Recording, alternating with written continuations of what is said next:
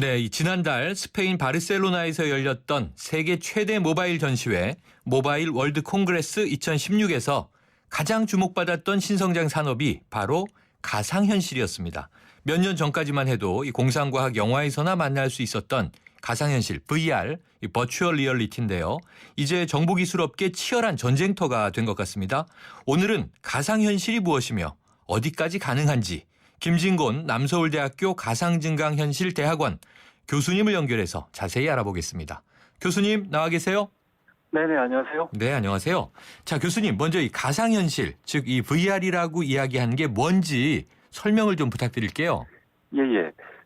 가상현실이란 것은 이제 컴퓨터 기술을 이용해서 사용자가 실제 공간처럼 몰입감을 느낄 수 있도록 해주는 이제 상호작용적인 기술, 콘텐츠들을 총칭하고 있습니다. 네. 그래서 시각, 청각은 물론이고요.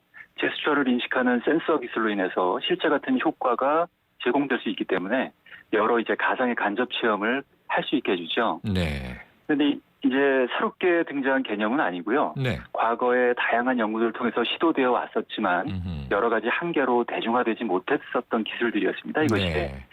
이제 근데 근래에는 고해상도 디스플레이, 네. 3D나 포토 스티칭 기술, 또 센서나 저작 소프트웨어 이런 다양한 분야의 기술이 발전됐고요. 네. 또 하드웨어 비용도 하락하였기 때문에 일반 사용자들이 이제 쉽게 접할 수 있는 환경으로 조성되고 있습니다. 그렇군요. 그런데 이제 교수님 이 가상증강현실대학원에 계셔서 지금 문득 생각난 건데 이 VR은 가상현실이라고 하고요.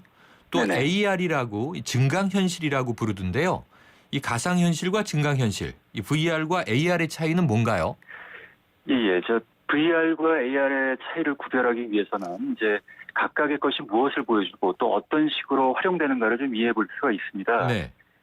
보통 VR은 말 그대로 이제 버추얼 리얼리티, 가상현실이기 때문에 네. 현실감 있는 가상 환경을 구성하기 위해서 실제 그곳에 있는 것 같은 장소, 공간의 느낌을 주기 위해서요. 또 이제 물리적 존재감 느낌을 갖는 것들과 이렇게 상호작용하는 것을 목적으로 하고 있는데 네. 그럼 보통 이제 일반적인 분들이 잘 이해하시기가 쉽죠. 그런데 네. 이에 반해서 이제 AR은 오규먼티드 리얼리티라고 해서 이제 말 그대로 증강현실이라고 불립니다. 네. 그래서 이제 이것은 현실을 좀 더 증대시킨다. 이렇게 말뜻 그대로 의미를 가지고 있는데요. 네. 카메라로 비추어진 사물 또 장면에 이제 3차원 가상물체나 부가 정보를 겹쳐서 보여주게 해주는 방식입니다. 아하. 네. 그래서 대표적으로는 이제 구글 글라스와 같은 안경을 착용하면 네. 방향이나 지리 정보 또는 3차원 특수 영상 같은 것들이 동시에 보여지는 거 이게 이제 AR 기술이라고 할 수 있겠습니다. 네, 그렇군요. 그러면 네네. 이 저 놀이동산 같은 데서요. 이렇게 발로 센서를 터치하면 스크린에서 막 공이나 동물들이 튀는 게임 같이 이제 이 동작하는 게 있잖아요. 그건 그렇습니다. AR이겠네요. 그렇죠. 이제 그러니까 간단하게 말씀드리자면 이제 현실과 혼합해서 보여주는 것들은 네네. 증강현실이라고 볼 수 있고요. 네. 현실의 그런 환경을 차단한 상태로 보여지게 만드는 것은 이제 가상현실이다. 이렇게 구분하시면 될 것 같습니다. 이것도 역사가 오래된 것 같습니다. 옛날에 저 실사와 애니메이션이 결합된 만화 재밌게 보고 그러지 않았습니까? 그렇죠. 네. 자, 교수님 그렇다면요. 우리는 어떤 것을 통해서 어떤 매체를 미디어를 통해서 이 가상현실을 접할 수 있습니까?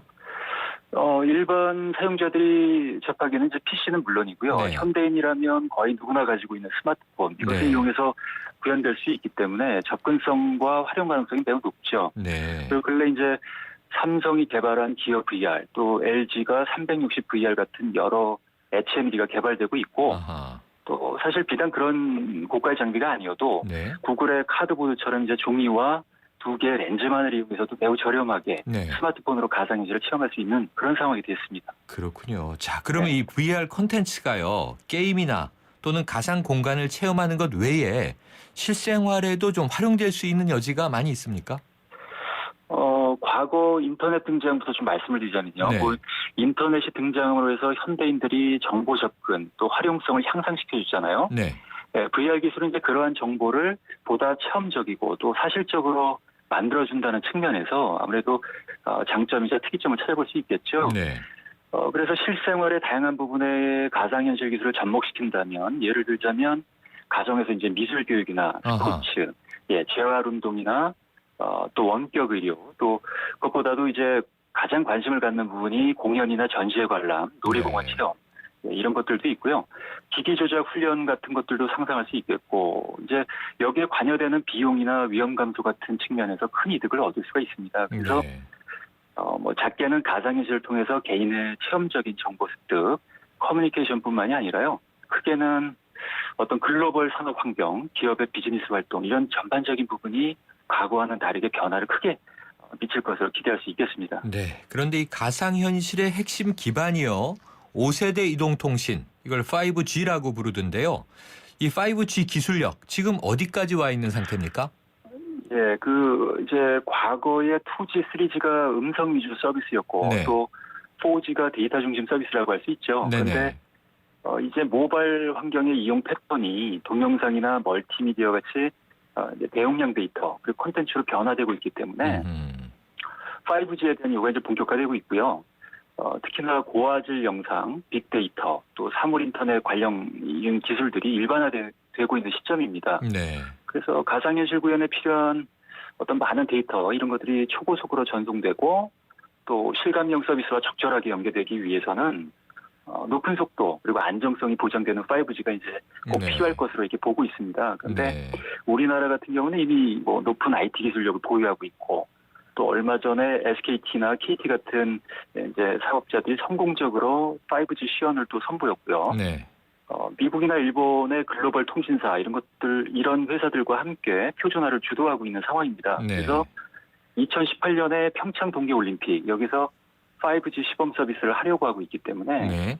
아마 2020년 상용화는 성공적으로 진행되리라 또 그렇게 기대하고 있습니다. 네. 뭐 한 상용화까지 4년 정도 남았는데요. 네네. 자, 이 가상현실이 대중화되려면, 그러니까 우리가 쉽게 가상현실을 접하려면 그 중요 요소로서 아무래도 차세대 스마트폰이 핵심이 되겠네요. 네네. 그럴 수밖에 없습니다. 이제 가상현실이 대중화될 수 있는 요소로는 이제 현재 차세대 스마트폰이 가장 주목을 받을 수밖에 없는데 네. 이거는 현대인이 모바일과 아무래도 밀착된 삶 그리고 생활 패턴을 보이고 있기 때문이에요. 뭐 삼성이나 LG와 같이 모바일 제조 기술력을 가지고 있는 기업이 자사의 스마트폰을 VR 기기로 탈바꿈시키려고 이제 하고 있는데 네. 아무래도 이제 스마트폰이 가장 손쉽고 또 강력한 가상현실 플랫폼이 될 수 있기 때문입니다. 네. 그리고 특히나 이제 가상현실은 하드웨어뿐만이 아니라 소프트웨어적인 컨텐츠도 매우 중요한 분야인데요.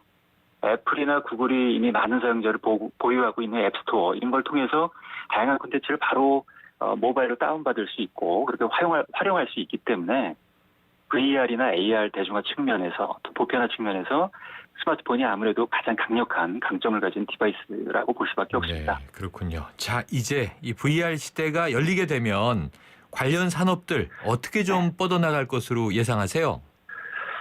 VR 기술에 의해서 이제 여러 산업이나 비즈니스가 체험형으로 변환되기 위해서는요, 무엇보다도 이제 실제 사용자인 소비자가 가상현실 사용을 통해서 어떤 이득을 발견할 수 있도록 네. 다양한 킬러 콘텐츠 확보하는 게 이제 급선무라고 보여집니다. 네. 그러한 측면에서 교육이나 뭐 공연, 관광, 전시나 쇼핑, 의료 같은 근래 이제 현재 어떤 정보 접근 패러다임을 전환시킬 수 있도록 무엇보다도 콘텐츠 산업의 노력이 요구되죠. 네. 그래서 현재는 이제 국내에서 다양한 지자체나 전시, 박람회 같은 문화 산업에서 먼저 니즈가 많이 발생하고 있고요. 네. 또 VR 콘텐츠를 개발하고자 하는 기업 수도 매우 많아지고 있고 또 이 분야를 지원하고자 하는 정부 의지도 이제 큰 것이 대단히 고무적인 상황이라고 볼 수 있겠죠. 네. 자, 교수님, 전문가로서요. 이 VR 산업이 좀 잘 안착되고 대중화되기 위해서 우리 사회가 좀 어떤 과제들을 잘 해결해 나가야 되겠습니까? 예, 현재는 이제 가상현실 초기 단계로서 기대감이 굉장히 높습니다. 그런데 네. 저희가 무조건 긍정적인 부분만 볼 수는 없을 것 같고요. 또 나중에 또 이제 이것이 활성화될 후에는 일상생활에 어떠한 이제 지장을 받거나 또 네. 새로운 정신, 육체적 피로감, 장애, 중독 이런 문제도 아하. 발생할 수 있을 것이기 때문에 네. 이러한 부분에 대한 대비가 이제 미리 이루어져야 될 것 같고요. 네. 뭐 어쨌든 우리나라가 지금 현재 VR 산업의 경쟁력을 갖기 위해서 정부가 VR 산업을 활성화시키기 위한 여러 가지 지원 정책 또 국가적인 로드맵 마련을 좀 주도해줘야 될 것 같고 네.